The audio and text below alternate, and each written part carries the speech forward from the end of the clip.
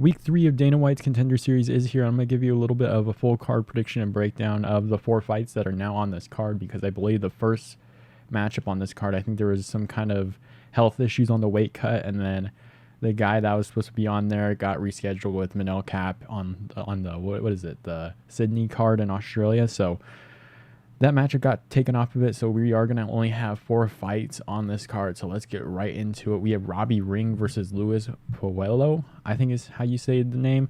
Robbie Ring is a very interesting prospect, and now a lot of these fights on this card are going to be very close, so I'm not too comfortable with a lot of these ones. But just getting into this matchup, Robbie Ring, again, a very good wrestler and grappler. And then you have a guy in Luis Pajuelo who's a very good stand-up guy who, although isn't like a patient, like he's gonna like be super technical, pick his shots, unload some combos, he's gonna walk you down and throw bombs. And this is at featherweight, so this guy has a lot of power in his hands. Has won by KO quite a bit in his last few matchups. Was it KO there, decision, KO, and then another KO? So he's just walking these guys down and KOing them. He's 28 years of age, almost 29. Robbie Ring submitted Joshua Delgadillo, Jacob Kilburn, I believe, who was in the UFC for a little bit, won by Darce choke. I think Jacob Kilburn was like 0 for 2 or whatever, lost to Austin Lingo or something like that. Beat Dustin Little by submission, beat Matthew McKinney by KO. For this one, it's kind of based on, and like a lot of these matchups, who you think will get their work done first, I guess is how you want to say it. Like, who you think will be more effective in their spots in this matchup. Like Luis Pajuelo, if he's able to stuff some of these takedowns, he can possibly just KO Robbie Ring. But if Robbie Ring can get a takedown, I can see him submitting Luis Pajuelo. And that's how I see this one going. I think he just out-wrestles and out-grapples Luis Pajuelo in this matchup. He's still very green. He's 23 years of age, just turned 23 years of age as of like a month ago. And I think I am going to take him in this one. He's still very young. I think he has a lot more to improve still. He's still very green. But I think he can just out-wrestle and out-grapple Pajuelo here. Pajuelo throws a lot of bombs, and a lot of the times he can leave his hips open. And I can just see Robbie Ring just getting a takedown, flipping over to his back, and getting a submission. He does have a triangle choke, Darce choke, another Darce choke. So he loves the Darce choke, just getting to his actual resume here professionally. 50-50 on KOs and submissions, 2 subs in the first round, 1 sub in the second round, and then 3 TKOs in the first round. So he has a very short professional MMA career, but again, a pretty relatively lengthy amateur career as well. I am going to go with Robbie Ring here. I'm not super confident in it from a perspective of like I'm going to die on this hill, but I do think he does win this matchup. I can just see Luis Pajuelo just overthrowing on some of his punches and just leaving himself open for takedowns, and I just think Robbie Ring ends up getting a submission. Probably late first round is what I'll say. But we'll see how this one goes. Tapology has it, 58% for Pajuelo here, 42% for Robbie Ring, 62% within Robbie Ring's is by submission. I can see that one happening. Decision is kind of interesting there. I don't know if he gets the TKO here. Pajuelo is pretty much TKO KO, which I do think if you are confident in Pajuelo, I think KO is probably the way to go. You probably already know that, but for this one, I am going to go Robbie Ring by submission, probably late first round for this one. Up the card, we have Isis Verbeek versus Josefine Knutsson, is how I think you say their names. I think I'm going to go with Isis Verbeek. I think this is another pretty close matchup. I'm actually surprised it's minus 280 and plus 220. Maybe I missed something in the tape a little bit, but Josefine Knutsson is a fighter that will basically, a women's MMA fighter, by the way, that will kind of just go forward and have a lot of output. But Isis Verbeek has definitely some power in her hands. I believe she is a former kickboxer. When I looked at her record, she's 4-1 as a professional. Was this exhibition boxing, MMA, bare knuckles? So she did some bare knuckle stuff, kickboxing. So she's basically done quite a bit of boxing, kickboxing as a professional fighter here. But as an MMA fighter, was this especially recently wins over Melissa Odessa Parker and Invicta, beat Caroline Gallardo. I'm not going to actually say the rest of these names, but you get it. She's had a decent run here as a MMA fighter. How old is she? She's 28 years of age, 65 inches of reach, 4-inch reach advantage over Josefine Knutsson. And when I see Isis Verbeek fight, it's something I kind of noticed here over from what like a Knutsson would do. She has like a lot more power on her shots. Like I feel like when I watch her fight, she has some really nasty knees in the clinch, and I can just see her hurting Knutsson early on in this matchup, and then Knutsson kind of just going for a clinch and trying to go for a grapple. Because Knutsson, if there's someone that's going to be out grappled in this one, it probably will be Verbeek. Even though she has defended quite a bit with just her size, she does seem like a bigger fighter. And now, I don't know if it's like, I mean, a lot of people probably think this as well, but in some of these camera shots, you don't know how big these guys are until they're actually in the UFC octagon. You kind of see that, for example, like George Hardwick, who is a very big guy at lightweight. And well, I guess he's kind of normal size, but he's a big guy. You don't really see that on the Cage Warrior camera, but on the Dana White Contender Series, he's like a very long dude. He's a big dude. But in this case, I'm not too sure who's going to be the bigger fighter here. I know Verbeek obviously will have a 4-inch reach advantage here, and her shots seem to be doing a little bit more damage, especially for women's MMA. And I think she's going to be able to hurt Knutsson early on, because Knutson's more of, I'm going to keep my head straight, and I'm just going to come at you and just land some output. And this could be very dangerous for Verbeek. Verbeek kind of just likes to stay on the outside and kind of keep a good range. So maybe Knutsson can kind of pressure a little bit more and keep this in the clinch. But I think even in the clinch, Verbeek has super nasty knees. If you watched her last fight against Melissa Odessa Parker, it is on YouTube, I believe, 10 months ago. So she probably isn't proving by now. She showed some really nasty knees in the clinch in that fight. And I just think she's going to hurt Knutsson early on here. Knutsson's just going to be walking forward. She's going to land a really good shot. And when she does unload shots, I kind of forgot to mention this, it looks actually pretty decent technique-wise. She does take a lot of shots, kind of like Knutsson does, but she kind of just gives one to take one. She takes the shots, but then she unloads a really nice combo. I think she can land some really good shots on Knutsson here, hurt her, get her into the clinch. I think Knutsson will kind of go for the clinch, and I think she's just going to knee her to the body, knee her to the face. Knutsson's going to go down, and I think she finishes her by TKO on the ground. So I am going to go with Isis Verbeek by finish on the ground. I'm going to say late first, maybe I'll probably say second round TKO here. This could go to a decision. I don't mind Knutsson winning this fight, but I just see a little bit more from Verbeek as I'm watching some of her film, and I could be completely wrong here, but I don't know. I like more from what I'm seeing from her. 5 months ago was Josefine Knutsson's last fight against Jacinta Austin. She won that one by split decision. That was kind of rough. I think Austin kind of just held her against the fence, and I guess she did end up just eking out a win there, taking the back or whatever. So Isis Verbeek, I think, can get this one done. She could get out grappled in this one. I kind of just want to see what that looks like in the grappling situation. She does have a win by rear naked choke against Dana Yasiri Garcia, so we'll see what happens in this matchup. I do go with Isis Verbeek in this one, and it's women's MMA and it's Dana White's Contender Series, so you never really know. But 88% for Knutsson in this one by Tapology. I think we'll kind of see this could be a very, very bad pick, but I'm not going to say confident, but I'm intrigued in this matchup. I think Isis Verbeek is a very sneaky fighter in this matchup, so I am going to go with Verbeek, probably by finish in the second round, if not late first. Of the card, we have Oban Elliot versus Kaik Brito, and I think this one's a very interesting matchup. I think this one's going to actually be a really fun one. Oban Elliot, I believe, is fighting out of Cage Warriors, beat James Shahan in his last fight by decision 2 months ago, 3 months ago. Beat Sean McCormack by decision, beat Matthew Bonner by decision 11 months ago. So Oban Elliot, a pretty decent prospect coming out of the Cage Warriors. And what I noticed in his last fight is he did start out a little bit slower early on, and then as the fight went on, he started to unload a little bit more. He was doing really good with the takedown defense, landed some really good shots, but he is pretty hittable. Kaik Brito, really good power in his hands, really good takedown defense. And what I noticed in his fight against David Cosma, and I'll get into that fight in a second, because David Cosma, if you don't know and you don't watch Octagon, he's one of the bigger name fighters out of Octagon. I believe Octagon's like a European, just a European fighting company, and I think it's like one of the bigger ones.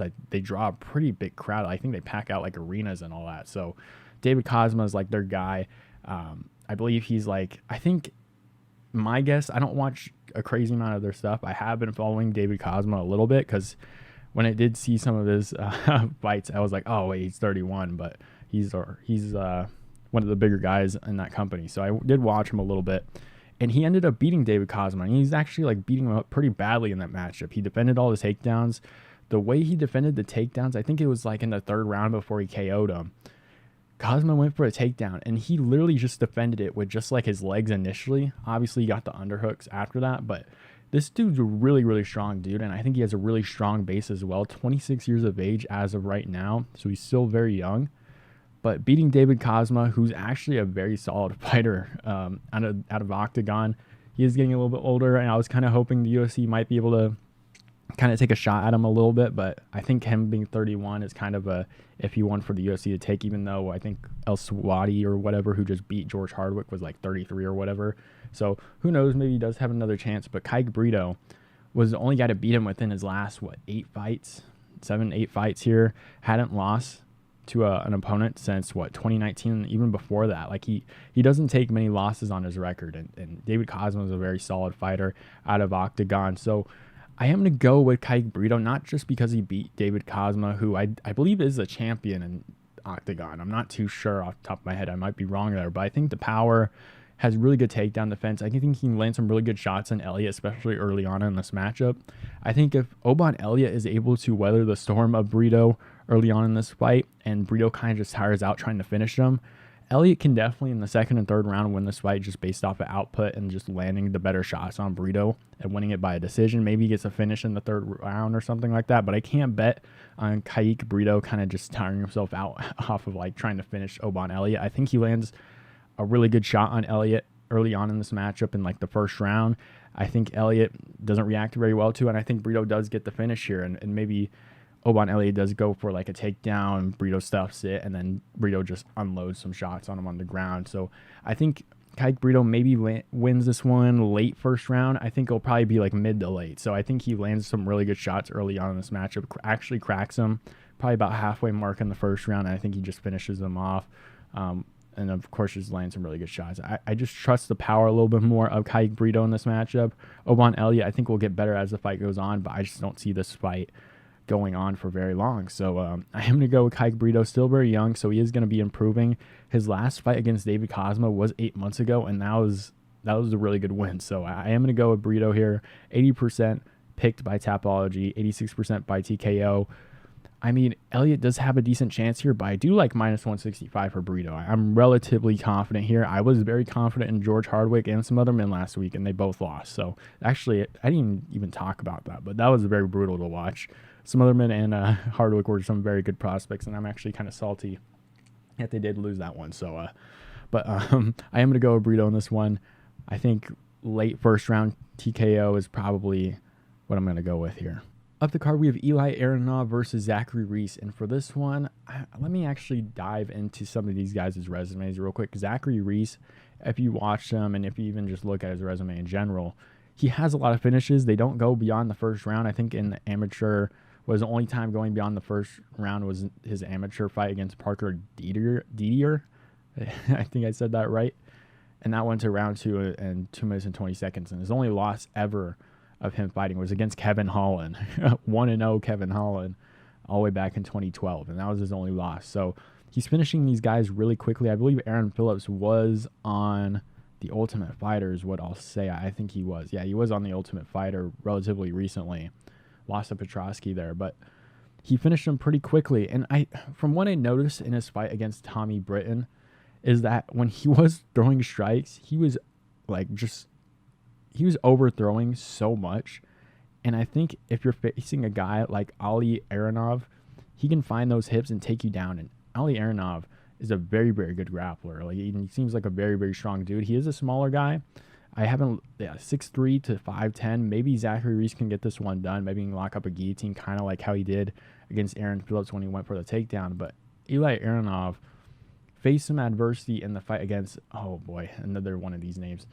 Miryus Kizakiewicz, I think is what I'll say. Did face some adversity there. I think in like the second round, he did get knocked down.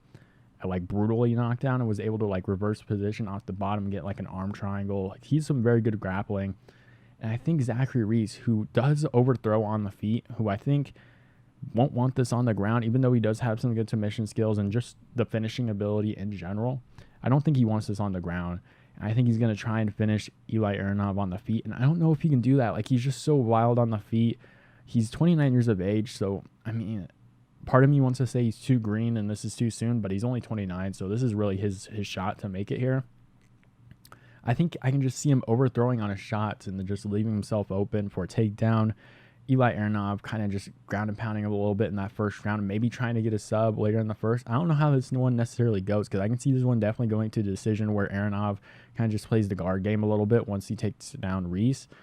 But I can just see Aronov just ground and pounding him. Maybe in the second round he gets a sub here. I like Eli Aronov quite a bit in this matchup.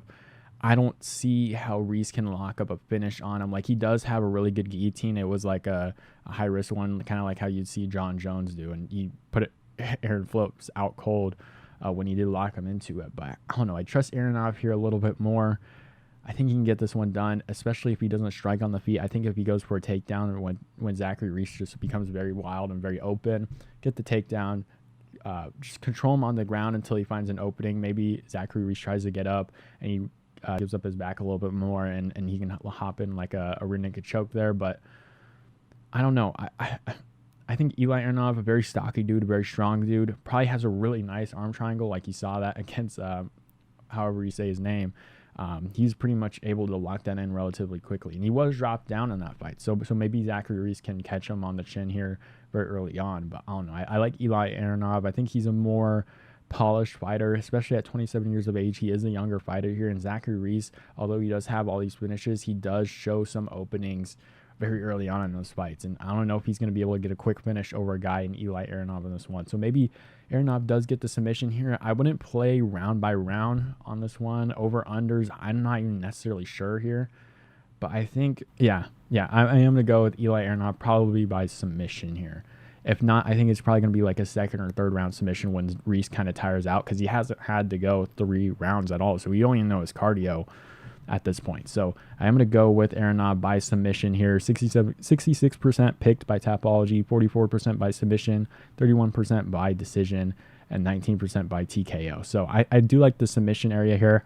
I think it could go to a decision. I wouldn't be surprised. But Reese, 34% picked by Tapology, 83% by KO TKO. I think that's really the only way he can win this one, in my opinion. Maybe Aronov kind of tires out, and no. I'm going to be completely honest. Zachary Reese by KO is probably the only way I see him winning this. I don't think he defends all the takedowns against Aronov. Aronov just seems like a very strong dude, very stocky dude. I think he can get this one done by submission. Probably arm triangle is what I'll say, because his arms are a little bit shorter, and it's going to be a little bit easier to lock like a really tight arm triangle. I can just see him doing what he did against Mariusz Kozikowicz, I think is what I'll try to say. I know I butchered the crap out of that, and I know that guy was actually pretty tall as well, so I don't think the height will necessarily be a problem for him. Yeah, he's 6'3" as well, so I am going to go with Aronov by submission.